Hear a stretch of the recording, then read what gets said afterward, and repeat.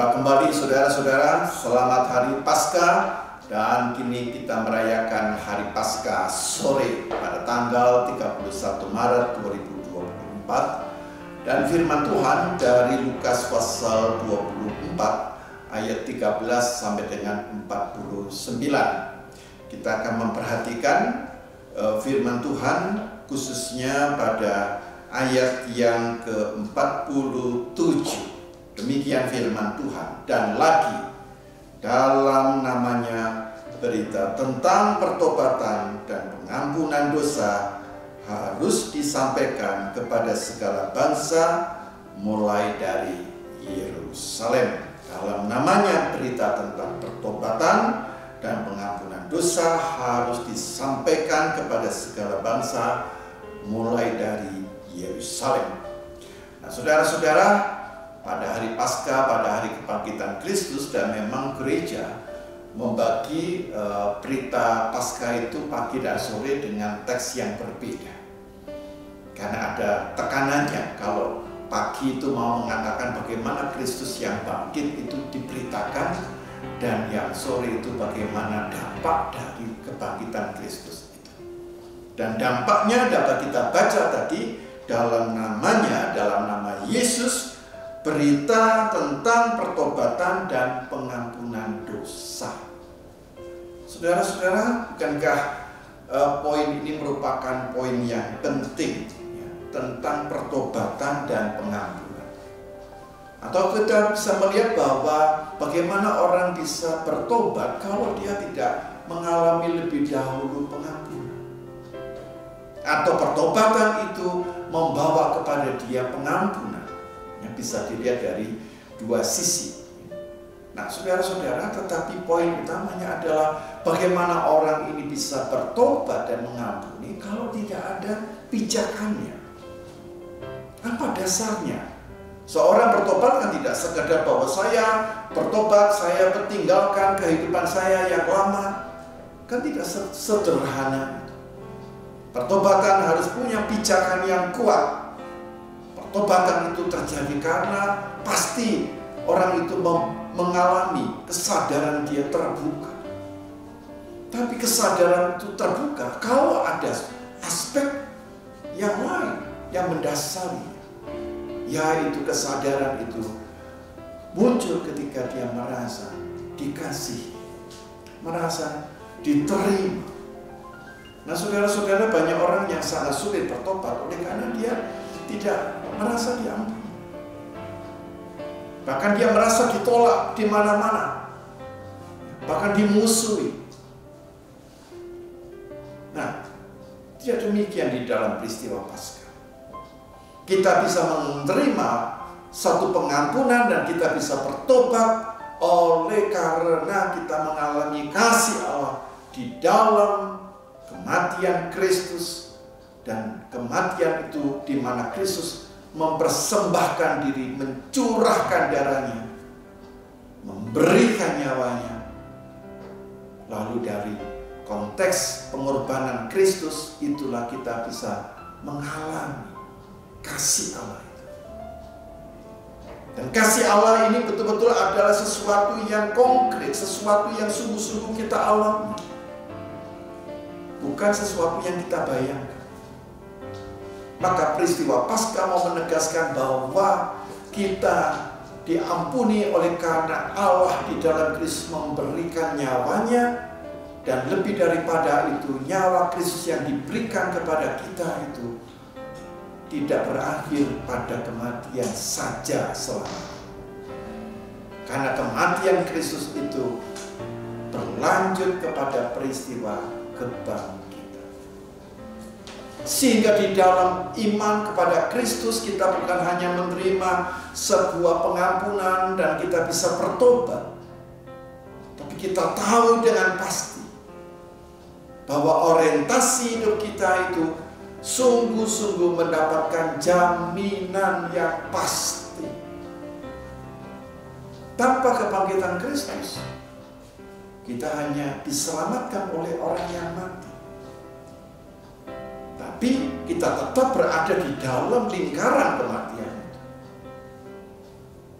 Dan kebangkitan itu memutuskan, mematahkan lingkaran kematian, dan lingkaran kematian itu diubahnya menjadi satu peristiwa yang supranatural, suprarasional, yaitu kebangkitan Kristus. Nah, kalau demikian, iman itu mendatangkan kepada kita satu pengharapan. Nah, poin ini penting, saudara-saudara, bagaimana orang itu bisa bertobat, bisa diampuni dosanya kalau dia tidak punya harapan. Justru poin inilah pengharapan yang memiliki dasar dalam kebangkitan Kristus mendapatkan stressing yang paling besar. Karena itu pertanyaan kita adalah, apakah kita adalah orang-orang yang dipenuhi oleh pengharapan itu?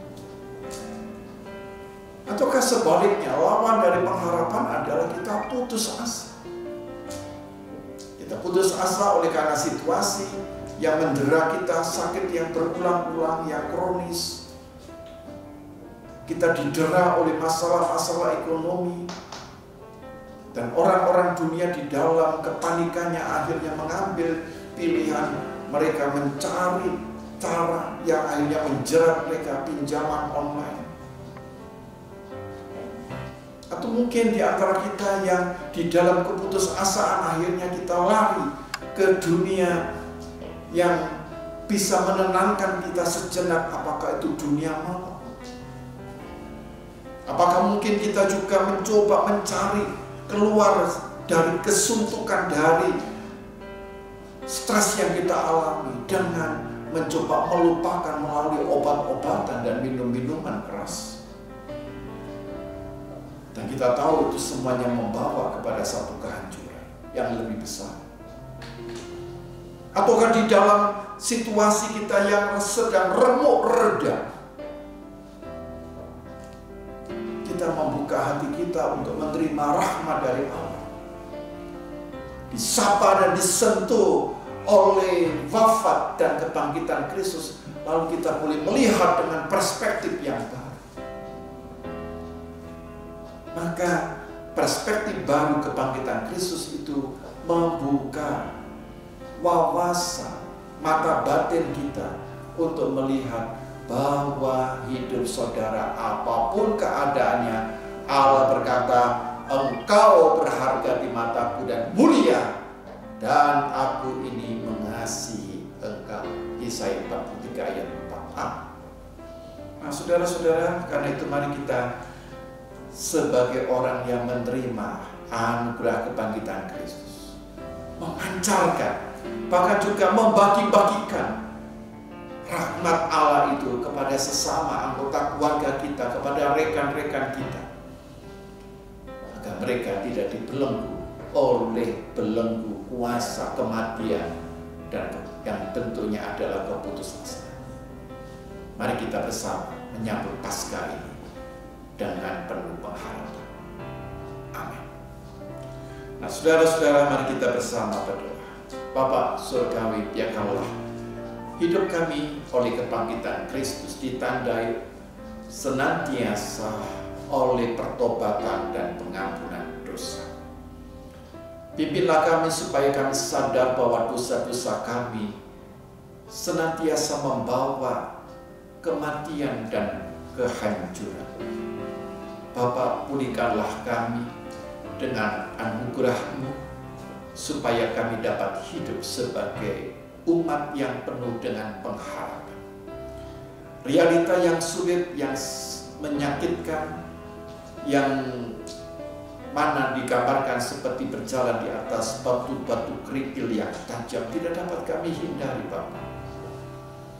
Tapi kalau kami bersekutu dengan Kristus, seluruh rintangan itu dapat kami lewati.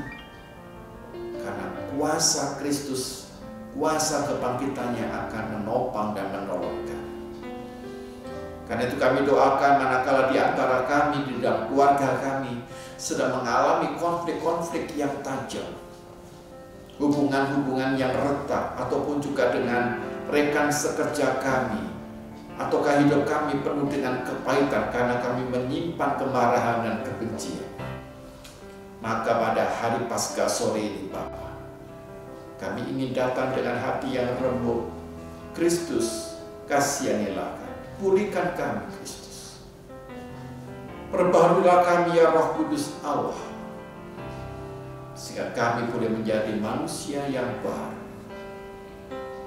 Kami berdoa Bapa agar Engkau memberkati UK Maranatha, agar Maranatha sebagai universitas Kristen dikuasai, dipenuhi oleh kebangkitan Kristus. Biarkan Engkau membuka hati dan menarik banyak orang yang belum percaya, sehingga mereka boleh percaya, menyerahkan diri mereka kepada Engkau, kepada Kristus. Demikian doa kami yang kami panjatkan di dalam kuasa. Kami berdoa di dalam nama Tuhan kami, Yesus Kristus. Amin.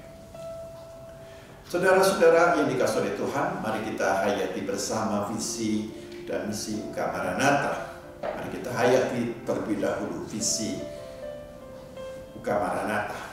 Universitas Kristen Maranatha menjadi perguruan tinggi yang mandiri dan berdaya cipta, serta mampu mengisi dan mengembangkan ilmu pengetahuan, teknologi, dan seni abad 21 berdasarkan kasih dan keteladanan Yesus Kristus.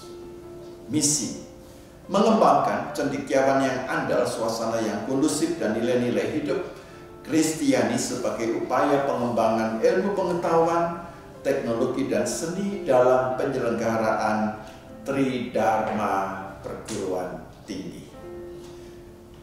Kembali saya ucapkan selamat Hari Raya Paskah. Tuhan berkati setiap kita dengan pengharapan yang baru dalam Kristus. Kita hayati integrity, care, dan excellence.